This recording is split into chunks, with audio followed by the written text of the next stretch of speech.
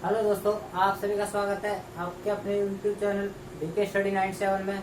चलिए तो आज पढ़ेंगे हम मौर्य साम्राज्य के बारे में। ठीक है दोस्तों, अगर इससे पहले आपने और भी वीडियो नहीं देखी हो, जैसे कि मगध साम्राज्य और जैन धर्म बौद्ध धर्म के बारे में भी वीडियो अपलोड की गई है दोस्तों, अगर अभी तक आपने जाकर नहीं देखे हो तो ऊपर आई बटन पर क्लिक कर देख सकते हो दोस्तों, और चाहो तो प्ले लिस्ट भी देख सकते हैं। ठीक है दोस्तों, चलिए तो अब डिस्कस कराएंगे मौर्य साम्राज्य के बारे में दोस्तों।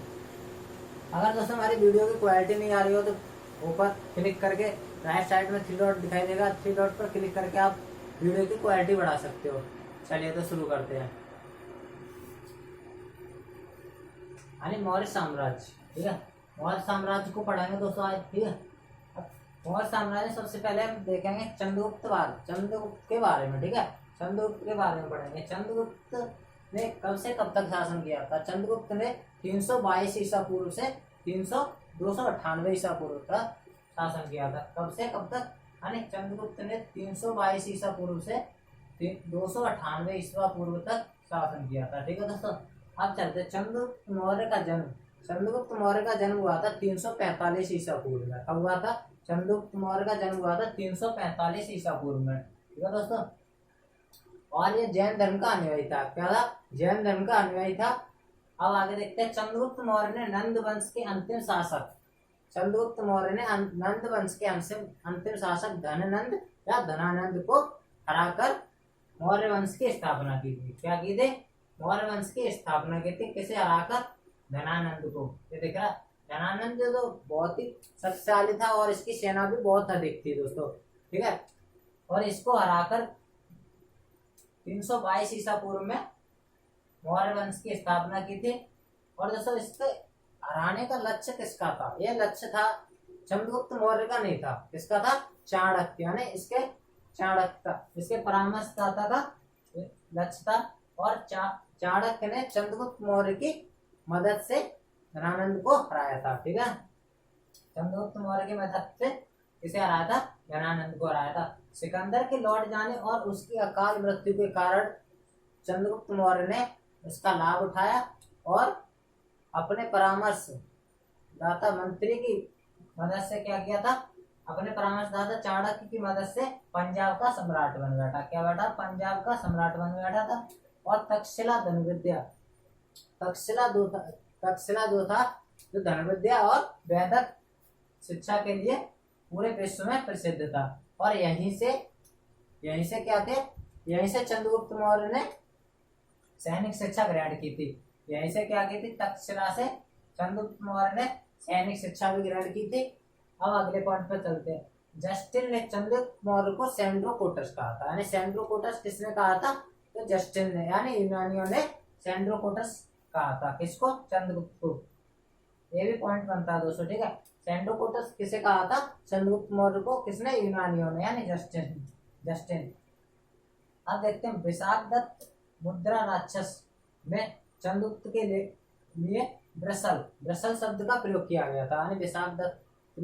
विशाखदत्त द्वारा रचित मुद्रा राक्षस जो थी, इसके द्वारा रचित थी विशाखदत्त, उसमें ब्रसल शब्द का प्रयोग किया गया था चंद्रगुप्त के लिए। इसके लिए चंद्रगुप्त के लिए ब्रसल शब्द का प्रयोग किया गया था। और इस शब्द का मतलब क्या होता है? इस शब्द का मतलब होता है दोस्तों निम्न कुल में जन्म लेना। निम्न कुल में जन्म लेना ब्रसल का मतलब होता है। ठीक है, अब चलते हैं अगले पॉइंट पर। चंद्रगुप्त मौर्य ने 305 ईसा पूर्व में सेल्यूकस निकेटर को हराया था। किसको हराया? सेल्यूकस निकेटर को हराया था। और इन्होंने बाद में इनके बीच में संधि भी हुई थी। ठीक है, और संधि में होने के बाद क्या हुआ था? सेल्यूकस निकेटर ने अपनी पुत्री कार्नेलिया की शादी चंद्रगुप्त मौर्य के साथ कर दी थी। किसके साथ? चंद्रगुप्त मौर्य के साथ कार्नेलिया की शादी की थी। और युद्ध की संधि शर्तों के अनुसार उसने 4 प्रांत भी दहेज के रूप में दिए थे। वो कौन कौन से थे? काबुल, कंधार और हेरात और मकरान। ये 4 प्रांत जो है सेल्यूकस निकेटर ने चंद्रगुप्त मौर्य को दिए थे। अब चलते हैं अगले पॉइंट पर। चंद्रगुप्त मौर्य ने जैन धर्म की दीक्षा जैन गुरु भद्रबाहु से ली थी। चंद्रगुप्त मौर्य ने जैन धर्म की दीक्षा कहाँ से ली थी? उन्होंने जैन गुरु भद्रबाहु से यह शिक्षा ली थी। ठीक है। मेगास्थनीज कौन था? मेगास्थनीज था सेल्यूकस निकेटर का राजदूत, जो चंद्रगुप्त मौर्य के दरबार में गया था। ठीक है। चंद्रगुप्त मौर्य के दरबार में किसने भेजा था? सेल्यूकस निकेटर ने भेजा था। सेल्यूकस निकेटर ने इसे भेजा था मेगास्थनीज को। ठीक है। मेगास्थनीज द्वारा रचित क्या? इंडिका। इंडिका जो किसके द्वारा रचित है दोस्तों? ये है मेगास्थनीज के द्वारा। ये प्रश्न बनता है, इंडिका मेगास्थनीज द्वारा रचित है। ठीक है। अब चलते ब्राह्मण साहित्य। ब्राह्मण साहित्य चंद्रगुप्त मौर्य को शूद्र कुल का और जैन और बौद्ध साहित्य उसे क्षत्रिय कुल का मानते हैं। ब्राह्मण साहित्य उसे शूद्र कुल का और जैन और बौद्ध किस कुल का मानते हैं? इसे मानते हैं क्षत्रिय कुल का। ठीक है दोस्तों, जैन और बौद्ध इसे क्षत्रिय कुल का और ब्राह्मण शूद्र कुल का मानते हैं। अब अगले पॉइंट पर चंद्रगुप्त की मृत्यु श्रवणबेलगोला जो कर्नाटक में पड़ता है। श्रवणबेलगोला कहाँ पड़ता है दोस्तों? कर्नाटक में पड़ता है। और चंद्रगिरी पहाड़ी पर 298 ईसा पूर्व में हुई थी। यानी चंद्रगुप्त की मृत्यु श्रवणबेलगोला कर्नाटक में पड़ता है और चंद्रगिरी पहाड़ी पर 298 ईसा पूर्व में इसकी मृत्यु हुई थी। और ये इसने अपने शरीर का त्याग किस विधि से किया था? ये प्रश्न होता है। संलेखना विधि से इसने अपने शरीर का त्याग किया था। संलेखना विधि का मतलब क्या होता है? संलेखना विधि का मतलब होता है अन्न और पानी का अन्न और पानी का त्याग करना। क्या करना? अन्न और पानी का त्याग करना, इसे कहते हैं संलेखना विधि। संलेखना विधि से इसने अपने शरीर का त्याग किया था। अब चलते हैं इसके उत्तराधिकारी बिंदुसार के बारे में देखते हैं। ठीक है। इसका उत्तराधिकारी कौन था? बिंदुसार। ठीक है। अब बिंदुसार के बारे में देखते हैं। बिंदुसार ने शासन कब से कब तक किया था? 298 से 272 ईसा पूर्व तक। ठीक है। बिंदुसार ने शासन किया था 298 से 272 तक किया था। और चंद्रगुप्त ने किया था 322 से 298 तक। ठीक है। 298 में उसकी मृत्यु हो गई। उसके बाद चंद्रगुप्त उसका उत्तराधिकारी गद्दी पर बैठता है। ठीक है।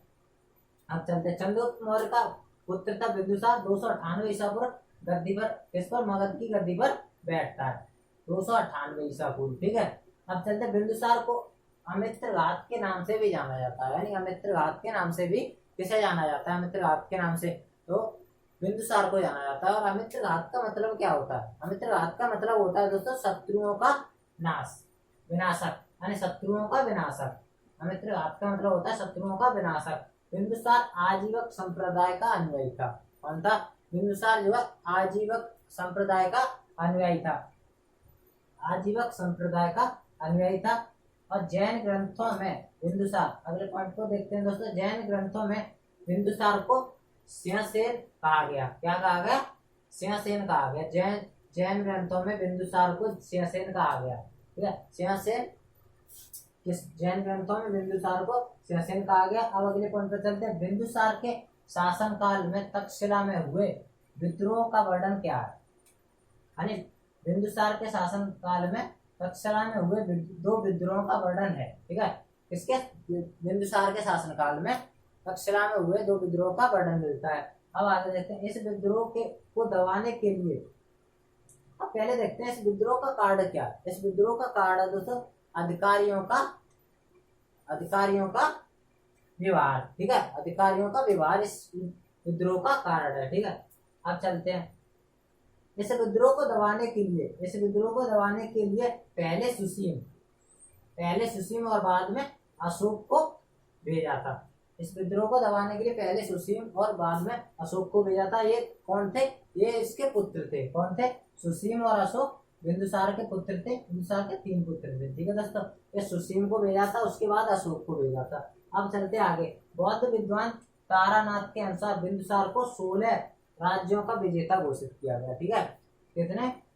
बौद्ध विद्वान कौन थे? तारानाथ के अनुसार बिंदुसार को 16 राज्यों का विजेता बताया गया है। ठीक है। कितने राज्यों का? 16 राज्यों का विजेता बताया गया है।